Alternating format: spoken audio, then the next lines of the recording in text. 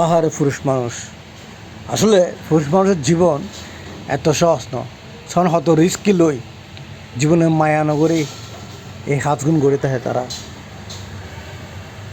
একমাত্র ফ্যামিলি কেন বাড়ালাই বললে আর কিছু না। কদিন আগে ঘটনা একখান টেল একখান বিল্ডিংয়ের তুন এভাবে হাত ঘুরতে যায় না বাইরে ফরিয়ে না একজন মারা যায়। আসলে উনি এনার খুব খারাপ লাগে এই জিনিসগান।